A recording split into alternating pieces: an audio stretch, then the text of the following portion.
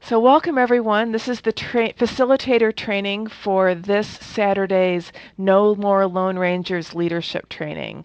We're recording this for the benefit of those who can't be here today. So for those of you who are attending this virtually and maybe at 3 o'clock in the morning when you can't sleep, welcome. I'm going to give an overview of what the day is going to look like and then give some details about what the facilitators will be able to help their teams with in the afternoon. So hopefully this will give you sort of an overview of the day. Also available besides the recording will be a PowerPoint uh, in a PDF format with the slides and kind of a brief description of what the activity is. And there will also be a one-sheet facilitator what you do in the afternoon sheet with times and stuff. So you'll have that at the quick reference, and I'll have hard copies of those. And then if you want to have a copy of the PDF in your iPad or whatever, or print a hard copy, you can bring that. But I will not be supplying copies of those, just because it's a lot of paper. So with that, I want to just take some time and go over the day. In the morning, we'll do our opening at 9 o'clock, so get there around 8:30 or a little bit, before 9. Get your name tagged. There'll be some coffee and things like that, and we'll, get everybody nice and situated. The first thing we're going to talk about is how your congregation works as a system. So you have committees, you have governance, you have all these things going on. So we're going to sort of start on the balcony and think about what that looks like. And I'm going to ask each congregation who's participating to kind of create a map of their congregation. So one of the things you might want to do as facilitators is if you have an organizational chart of some sort, you can bring it. In some way, I would recommend maybe not looking at it when you're doing this map, because part of it is, mentally, how do you understand your congregation? How do you understand the way the bits and pieces work with one another? I have some examples that I'm going to share in a little bit, but we're going to do that as a morning exercise and just talk about different patterns and things to kind of get the balcony view of how your congregation fits together. And I imagine we'll spend maybe a half an hour on that, not a lot of time. Then we'll shift and talk about your congregation's purpose and mission. So part of the idea is when we invite people into leadership positions, it's tempting to be relational or as like, you're my friend, do me a favor, serve on the board with me. Or you might want to invite people to serve out of duty. Our World War II generation folks and the pre-boomer generation are folks that, oh, you need a treasurer. Well, I guess I can do that. So there's this idea of serving out of duty. But our younger folks, our Gen Xers and our millennials, are more likely to be interested in serving if they can connect the dots between their service and some greater good that we're doing in the world. So what I want to do is have you frame everything in terms of your congregation's mission. So one of the things I'm going to want you to do is, if you have a mission statement, vision statement, anything that kind of gives a big picture purpose to what your congregation does, to bring that. And we're going to spend some time with that. We're just going to talk about it in general. I'm going to invite everybody who comes to this training to kind of connect, well, what's your purpose? How do you see yourself as serving this greater mission? How do you connect your own heartstring through this purpose of your congregation? And then we'll talk about how different ministries in the congregation serve that mission. So, and we'll be using this in the afternoon. So that's part of like having that conversation as a group and having the different groups share what that looks like in their congregations or how that might play out. So you'll be able to learn from one another. So I'm guessing that'll take about 45 minutes or so. We'll probably have a break around then. And the rest of the morning I'll spend sharing different lenses around leadership development and why and how different people serve, and just some overview kinds of stuff. So this is where I bring value to the day. I'll share a little bit of stuff that I've been studying and paying attention to, and So you can not only recruit leaders for this coming year or next year, but to really plan for the future. So the next, then we have lunch. I'm having fun with this cowboy imagery, I'm afraid. The little chuck wagon there. So the afternoon, we're going to spend a little bit of time talking about leadership development and how it's a part of faith development, but it's, they also have it's kind of a Venn diagram that there's leadership development is its own thing, but there's a crossover with faith development. And I'll talk a little bit about the 12 competencies that I use for leadership development. In the PowerPoint, there'll be a link to the page that explains those if you want to look at those ahead of time. But I'll just share that a little bit. And that, again, will give you a little bit of a framework for later in the afternoon. So the next thing, that we'll break up into small groups then by congregation. And you know what, I just want to give you an overview of I'm going to share my screen here a second. So this is the one-page document that I'm going to share with you. But basically, I'm going to give you the overview, then I'll go over the bits and pieces. I'm going to have you go into your small groups and to talk with your congregation. Okay, so, what's our mission? We're going to do some clarity exercises around that. So I'm going to have you identify 3 different ministry areas or committees in your congregation and how those particular areas serve the mission.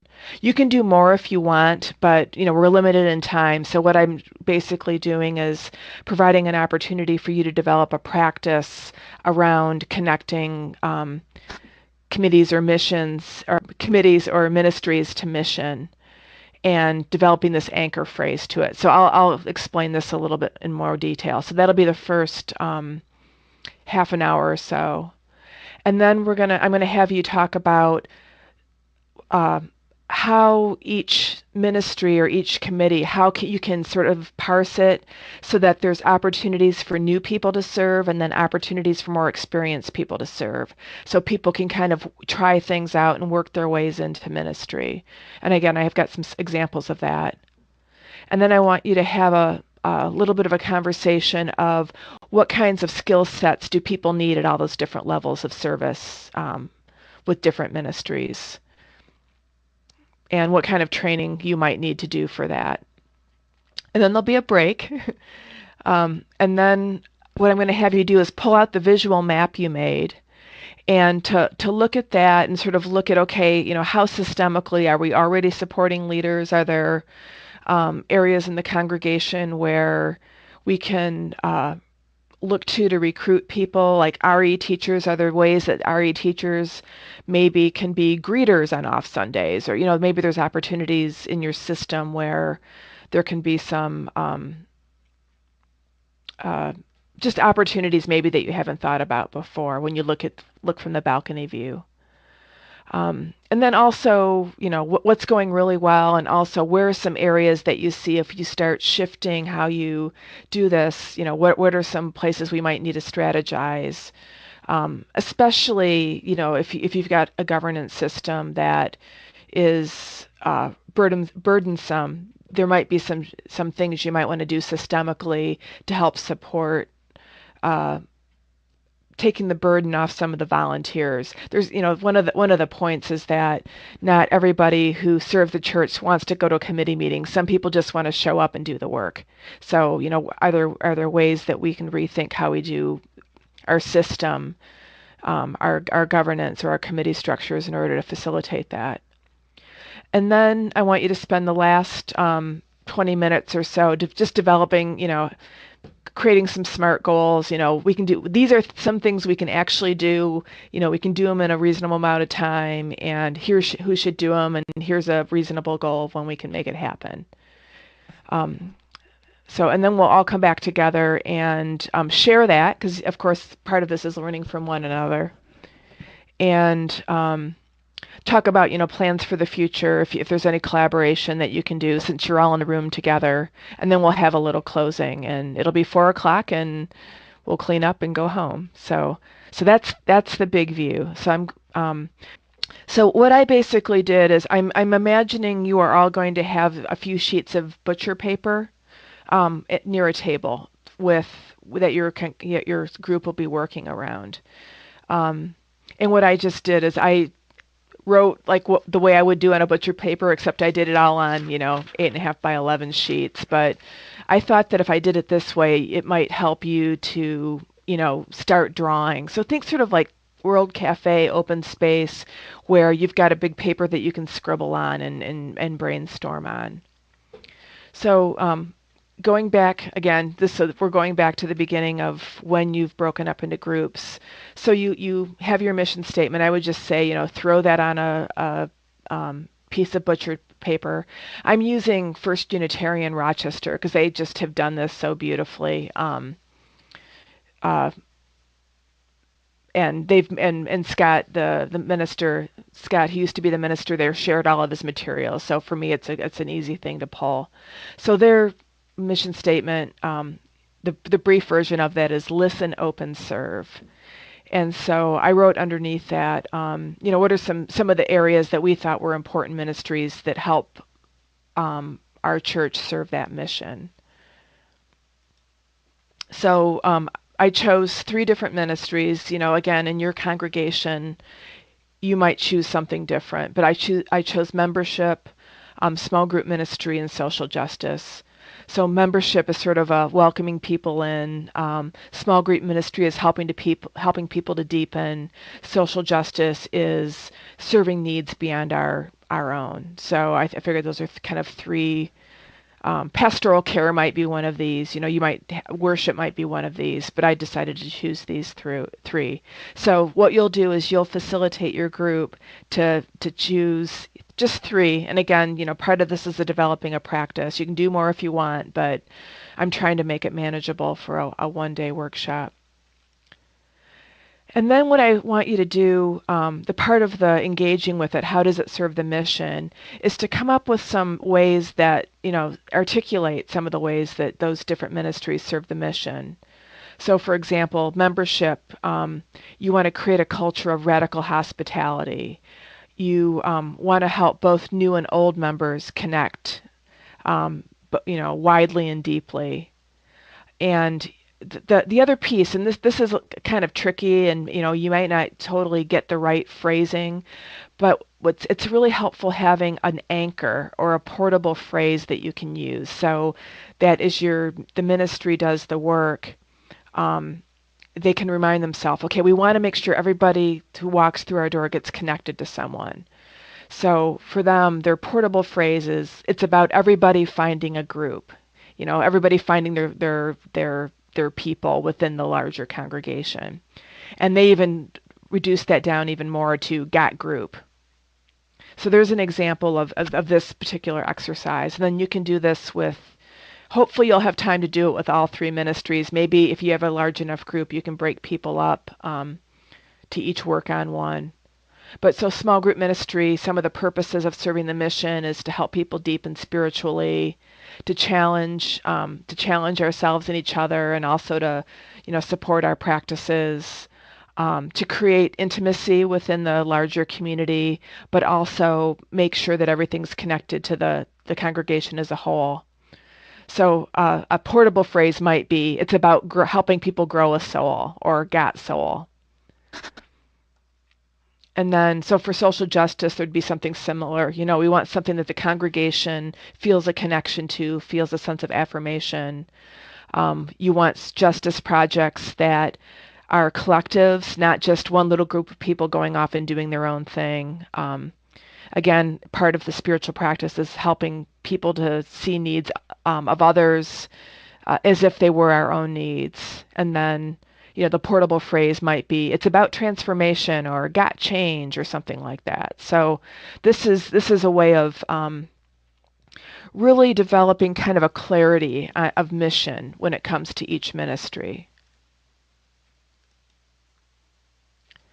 So the next piece that I was talking about, the ladders into leadership, and I think I'll give a little bit of a outline to this. But it's really important that you as facilitators have a handle on this piece when you're leading them into this. But what I use the framework that we have different levels of commitment in our congregation. And sometimes we go out to people at the periphery of commitment and ask them to do things that are really more appropriate to ask of people that have a really high level of commitment to the congregation. So if we can sort of think of there being, the inner level, which I refer to as staff, but I also mean like those volunteers that treat their volunteer position as if it were a paid position. There's that core group you can always depend on. Then there's your committed leaders, the people who are most of your committee chairs, they, serve pretty regularly.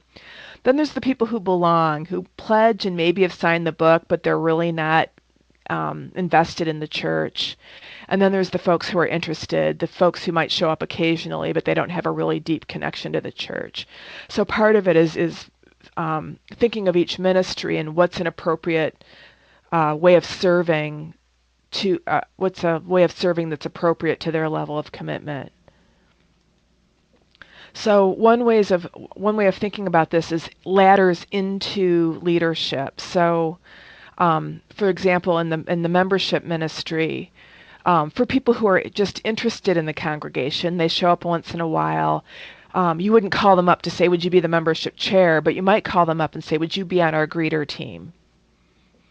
The same thing with people who are members but aren't quite connected. Maybe you might invite them to be an usher and go through, do follow-up of new members, or not new members, but like new visitors. Sometimes you like write a nice card or make a phone call. They might be willing to do that with a group of people. People who are a little more committed might, teach your new UU class or lead small groups. And then people at the staff level might actually like make sure the database is kept up to date and plan out the new member activities throughout the church year. So again, it's, and I transferred the little portable phrase onto here. So there's another thing of, part of the idea, I guess as I'm thinking about it, in the staff position, another staff role might be making sure, tracking to see if everybody's in a group or not. So that's, pointing back to that portable phrase. We want to eventually get people connected into some sort of small group. So the next piece of this is what do folks need at each one of those levels? So for example, the red items on here are the different skills, understanding, sensibilities needed for each task. So for example, greeters, and you kind of want people who are friendly, hopefully.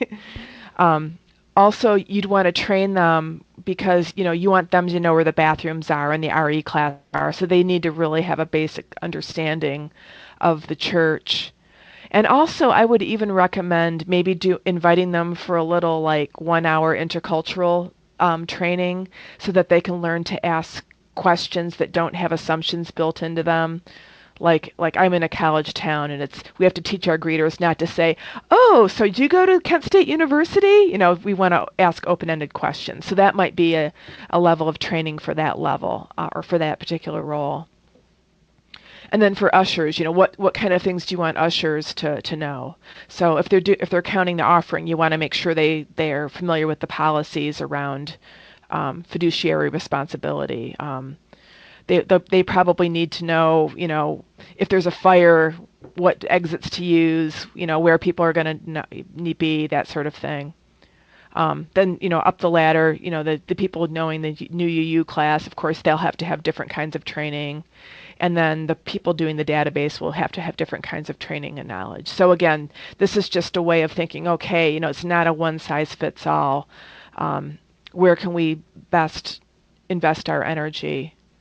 And so one thing, I want you to think about maybe at the end of the day is, maybe there's an opportunity for you to do greeter training for your class, and then you just have everybody go on a Saturday morning, and you could do that together and sort of learn from one another. One of the things, this is my pet peeve, but teaching people how to take the offering, there's a skill there anyway, so it's basic, but So you know what? I'm going to pause there for a second. Let me make sure that's the okay. And that'll be an opportunity after you do this bit to have a break mid-afternoon. I was just saying it should be fun. It should also be really fascinating to compare notes between congregations because we get so tied up in the way we do it and think it's the only way to do it. You know, as I'm thinking about it, maybe during our break we could have people just have their ladders and people can walk around and look at each other's ladders. Because, I mean, at a glance, I think you might get some other ideas. That'd be a really good idea. I didn't. So, in the afternoon, the next thing we'll do is pull out the visual map of your congregation.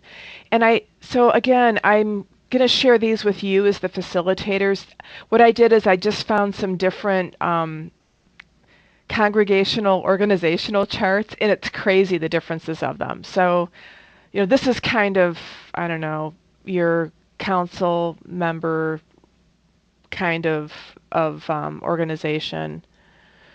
Here's one that's using the Hotchkiss model of policy-based governance he talks about in the Governance and Ministry. Very elegant. This is from Columbia, Missouri, or Missouri, as they say. Here's another one that has sort of a ministry coordinating team with the church council. There's another one which is sort of a spider kind of thing with everything going into the ministry team. This one's not Unitarian Universalist, but I thought it had. I've seen UU org charts like this. This is my congregations from a while ago. It gives me a headache sometimes to read it, but it's actually it really tells you how things work, like what ministry is under what. This is where like each member of the board has a group of different ministries that they connect to. So anyway, I wanted to share those. So when I talk about, I don't want people to copy these so much, but when you talk about mapping your congregation, there's a lot of different ways of doing it. And again, you'll get, I'll send this out tomorrow. So again, part of looking at that visual map is to think about, what are the systems that support new leaders? What are the systems that would allow us to pull people in? And also, where are some of the habits where we might need to shift? And I don't see that as taking a whole lot of time, maybe 15 or 20 minutes. But again, it's just a chance to get on the balcony. You've been in the details a little bit, so it's always good to sort of look and get the big picture. And then I'm going to have you spend the last 20 minutes or so working on SMART goals. And SMART is specific, measurable, achievable, realistic, and timely. So, and I just gave some examples, again, using the membership committee. So one of the goals might be to maybe have a brochure where you have all your entry-level possibilities. So that the membership committee could put together, and that you could have that in time for gathering in the fall. You might want to do like a more extensive greeter training, and who might do that? Maybe the membership committee, but maybe you might want to invite your young adults to come in and share how to talk to young adults. So that might be a stakeholder group to share on that. And then another, thing you might do is a bigger goal is to implement a membership database to make sure that everybody's connected to a group. And that might be a staff kind of thing. So basically, I want you to leave with something tangible that you can go back to your congregation and I'll check in on you in a couple months, see how it's going. I don't know that I'll do the postcard thing. I've got the last workshop I did, I had everybody write a postcard with their goals, but I'll probably take pictures of them all. But that's something that you can always revisit as you at the end of the year to see how you're doing on them. And then we'll all come back to the big room and sort of report back about what some of your goals are, and talk about if there's opportunities to partner in the future. There's a leadership school thing, an online hybrid leadership school that I want to talk a little bit about. I would love to have your cluster pilot this.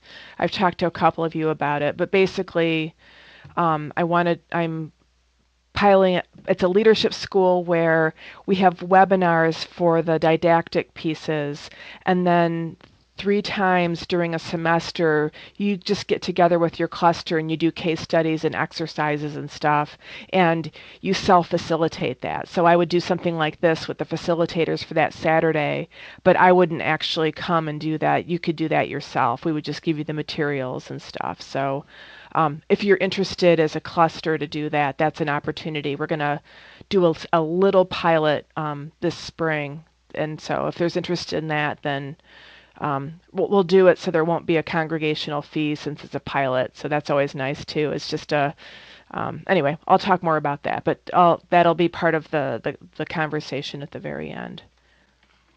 So that's pretty much all I had as far as what the afternoon will look like. So I want to see do I have enough detail here so you can kind of get an idea of what it looks like? Yep. Are there any holes that I'm missing?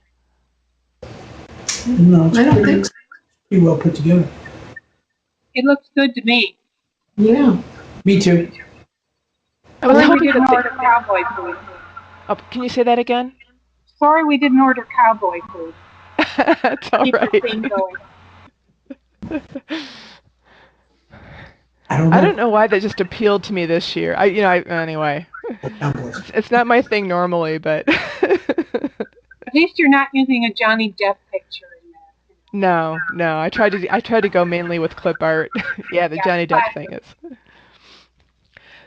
Any questions I have will probably occur to me later, so I'll send an email. Okay, yeah, that's, sending me an email is great. I'm hoping, there's going to be times, I'm mostly going to be working with the folks from Mount Kisco, but I'm imagining that I'll also have time to sort of circle around and just check in with folks too. So, if you have a question there or whatever, I'll be available. Yes? Will we all be in that big room and just in different spots in the sanctuary, or? Oh, Katie and I have to figure that out, right, Katie? Yeah, we do have other areas available because we are adding more congregations every day. It looks like we're going to use the minister's office, the RE classrooms, and I think we can accommodate maybe 3 additional spaces. Kind of cozy ones, but they'll be quieter than having everybody in the same room. For the afternoon. In the morning, we'll all be together. Yeah. Yeah.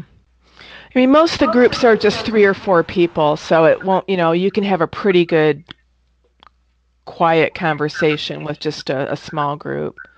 Renee, is there any benefit to combining some of the smaller groups? I think my group is 6. Do you think that the reason that we wanted to do this was that we wanted to connect with other congregations around these issues? And I'm just wondering, did you think that makes sense, or is this really better separated? I'm open to whichever way you'd want to do it. If you wanted to partner with another congregation, because of the limited time, I wanted to make sure that you're focusing on your own context, because each congregation operates a little bit differently. But I'm hoping we could cross-pollinate enough. We might end up. I'd be open to the idea of maybe shortening one of the exercises and maybe having 2 or 3 groups come together and having a little bit deeper presentation with one another. I don't have a sense of size differences between congregations, so that might be a way to have people, maybe congregations, the smaller ones might want to share a little bit more deeply with one another, but that's definitely a possibility if you think that would be helpful. I'm going to think a little about it. Okay. It might be helpful. Peggy, Yeah. I think there'll be a lot of informal sharing over lunch. Absolutely. And I hope we have to, even during the breakouts, have some time for real deep conversation. Oh, absolutely, there will be. Yeah. And I like the idea of the show and tell of checking out people's other people. We could do a little bit of World Cafe depending on how the time goes. Can you explain World Cafe? Sure. The idea is you have there's like a whole bunch of different tables, and you have a person who's the host of a table, and there's a conversation that happens, and you note what's going on the butcher paper, and then everybody else leaves and goes to different tables. One person stays there, then other people come and look at stuff. So what we could actually do is have maybe just have people go around, have one person per congregation stay so they can explain what's on the paper, but have people kind of wander around a little bit and look at other congregation stuff. So and maybe that might be a better way of doing our report back, is not report back to the whole group, but, give 15 minutes for people to go around and look at other people's plans and ask questions. It's certainly worth a try, given the size of the group. Yeah. That's a really good idea. I think that might be, it's not about everybody being heard, it's about cross-pollinating, and I think that might really be more effective. I like that idea. I do too. Okay, we'll do it that way. That's helpful. Any other thoughts or suggestions? Because I haven't done this quite like this before, so I'm really excited to see how everything's gonna turn out. I also know that we are all made up of articulate, not shy people. So I have a feeling that if somebody senses a opportunity to modify the program for gain, that they'll be open to letting you know that. And I don't mean that I really did mean that in an argumentative way. We had our first all-leader dinner earlier this year and had a very strict agenda, and it became clear that heading off in a different direction would be really fruitful. And a couple people suggested that, so we marched off in a different direction. Things never go the way you think they will. Yeah. But I think the framework here is really, really strong. And it's, the afternoon setup too, where your congregation, if you need more time in one spot and not in the other, you can do that. The times are just kind of a rough estimate. So, and of course you can do, more work when you get back if you want to, the SMART goal. The thing is, you've got the time set aside, so I always like to have you go home with something tangible. So, any more thoughts or questions? And again, if you have something via email, I'm not leaving Kent. I'm leaving Friday morning, so I'll be on the road all day Friday, but I'll be near email Friday night, and of course I'll be there Saturday morning bright and early with lots of butcher paper and markers and name tags. And you're emailing us the materials you mentioned. Yeah, I'll send those in the morning when the recording's done. I'm gonna send them actually to the whole group because I don't have a strong sense of who's facilitating and who's not, so it's not like I'm ruining the surprise if other people peek at the materials ahead of time. But I just want you all to be comfortable with what it's supposed to look like, and again, you can. The way I drew it is just how my brain works. You probably have other ways that you would do it. That's fine. It's great. Did somebody say something? I said it's great. Oh, it's great. Okay. I'm just so excited. I really am. So I'll send out a whole roster. Have a roster available too, so you all can connect with one another. Great.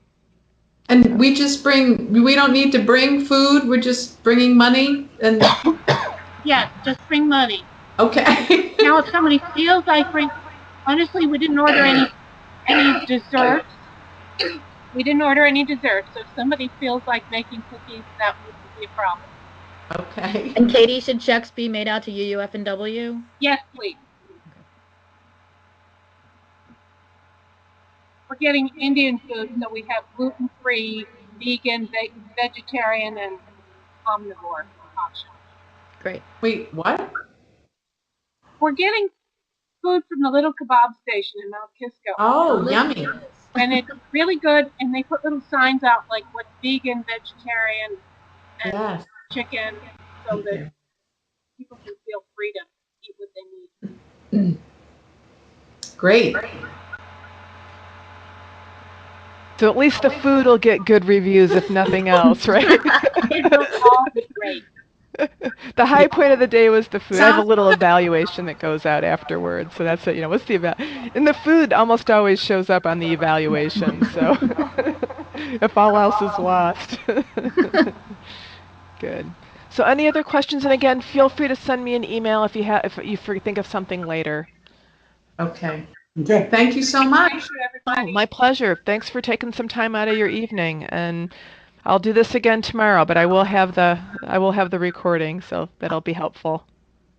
Thank Okay. you, Renee. Thank you. Bye-bye. See you all on Saturday. Bye. Yeah. See you See you Saturday. Thank you very much. Thank you. Bye-bye. Bye-bye. Guess so, yeah.